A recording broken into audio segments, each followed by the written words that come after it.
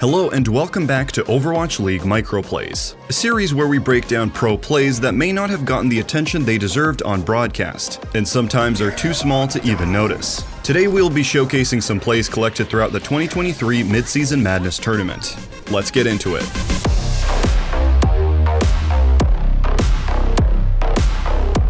For our first play, we joined the Atlanta Reign as they are just pushing the timer into overtime on Elio's second point, against the Houston Outlaws. It's been generally a one-sided match for the Reign, but there's been a happy little thorn constantly in their side, and that thorn is Happy. Heading into the first fight of overtime, Happy immediately grapples up onto this high ground just outside of point. An incredible vantage point with an easy retreat onto Omega if needed. Happy's movements remain unseen by the Reign, and he is free to take some pot shots, managing to eliminate Chio on Brigitte. This is a huge pick because Chio had Rally ready to pop, which could have turned the tide in the upcoming fight. Fearless dives into the Reign's backline but gets slept by Fielder, hacked by Lip, purpled, and eliminated.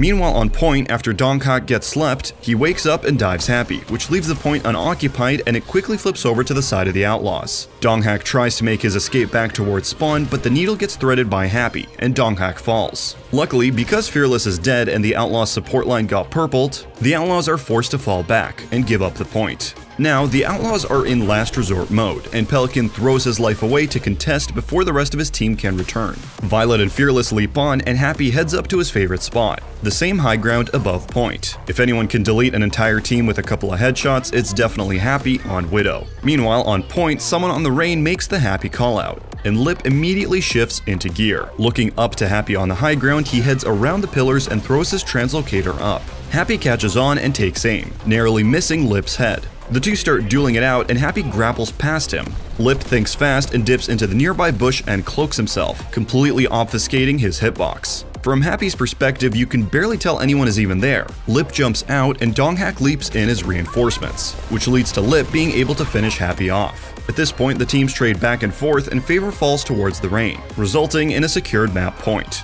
This play was funny to see during the tournament because it's not often you see map foliage actually being used for a tactical advantage, especially in such a close quarters duel as this one. Lip once again proves that he's always one step ahead of the competition.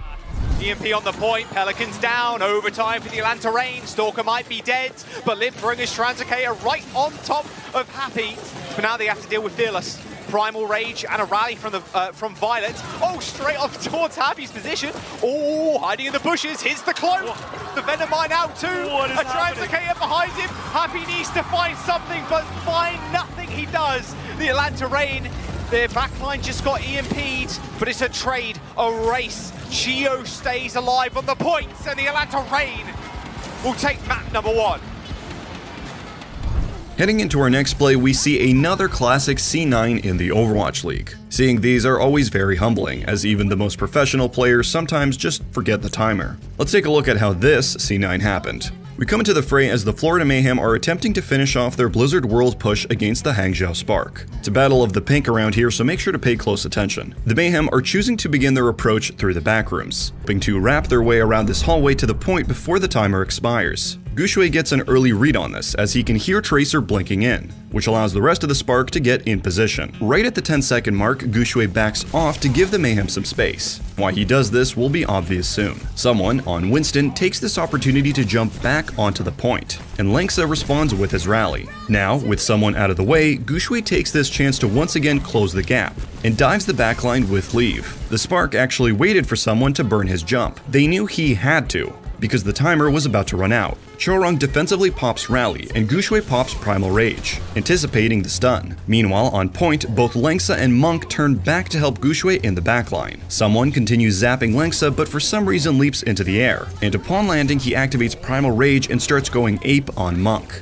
The rest of the Mayhem are still currently dealing with Guxue and a nano-boosted Lengsa in the back hallway. Guxue is eliminated, and the Mayhem move on to Lengsa. Someone is still beating on Monk, but Lengsa has his back, constantly checking behind himself and throwing repair packs onto him. Because someone is busy trying to kill Monk, and the rest of the Mayhem are preoccupied with the nanoed Lengsa, no one is on the cart, and the overtime timer quickly drains. In a last resort attempt, someone leaps towards the payload but is actually blocked by a broken pillar, and fails to touch. In the end, the Mayhem's faces say it all. One more fight for the Florida Mayhem. They need to finish the map, and they are a long shot away as we've seen a stabilization of sorts from Hangzhou. Here's the rally from Lengsa. Chorong has one of his own. Someone slept for a time. It's going to be a rally popped instantly.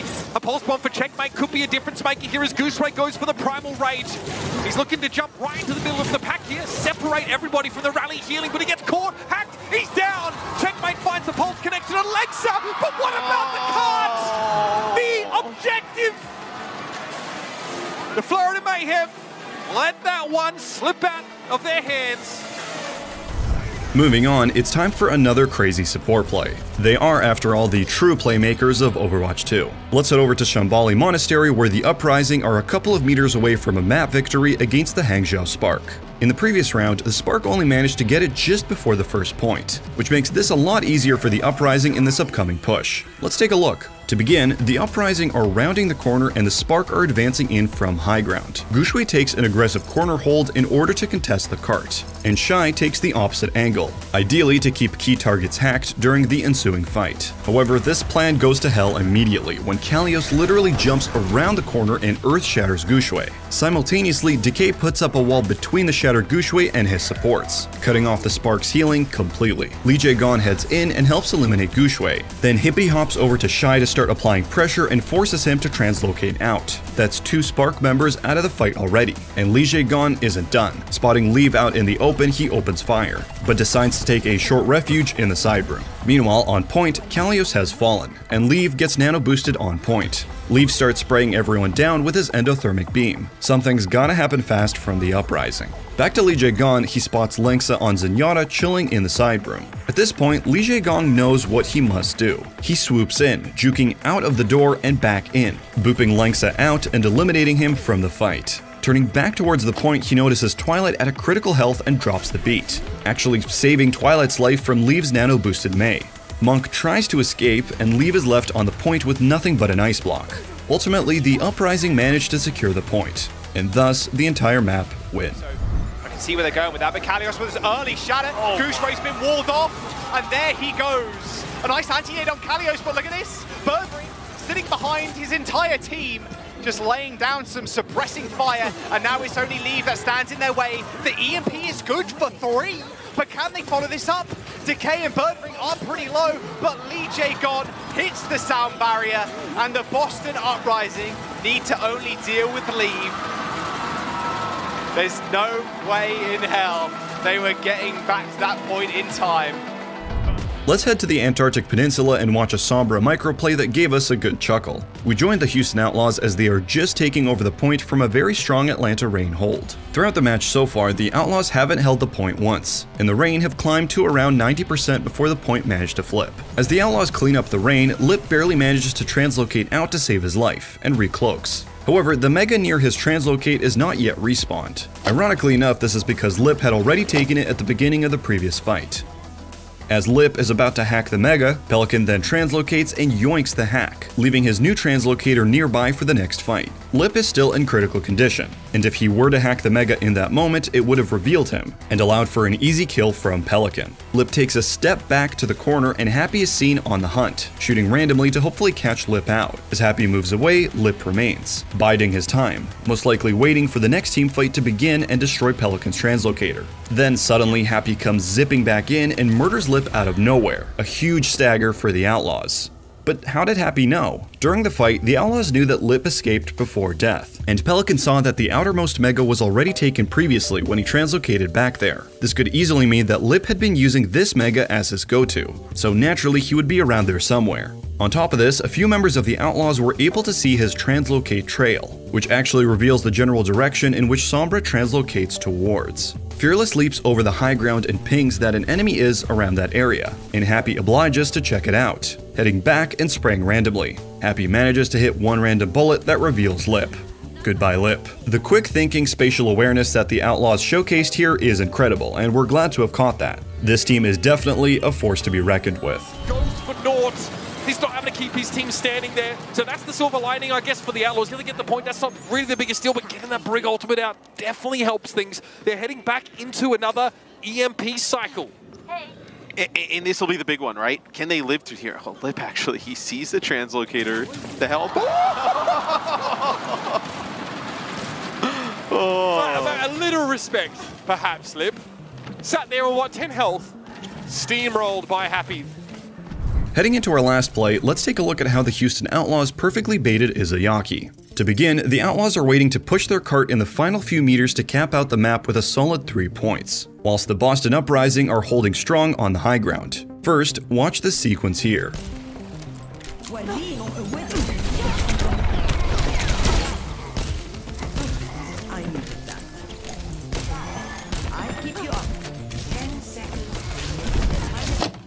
Did you notice what happened? Let's go back and take a closer look at the Outlaws' plan. To start their infiltration, the Outlaws send Pelican down through the stairways below high ground to contest Izayaki. Knowing and entirely seeing that Izayaki has full support from his team, Pelican only has one goal here: to bait out Izayaki's sleep dart. Like he predicted, Izayaki fires off the dart and Pelican translocates out. Fearless, hearing the signal loud and clear, wastes no time and launches towards Lee Jae-gon and Izayaki on the high ground, forcing them to drop. Upon dropping, Lee Jae-gon is forced to use Rally for sustain, which is quickly answered by Pelican's EMP and a well-placed pulse bomb from Happy.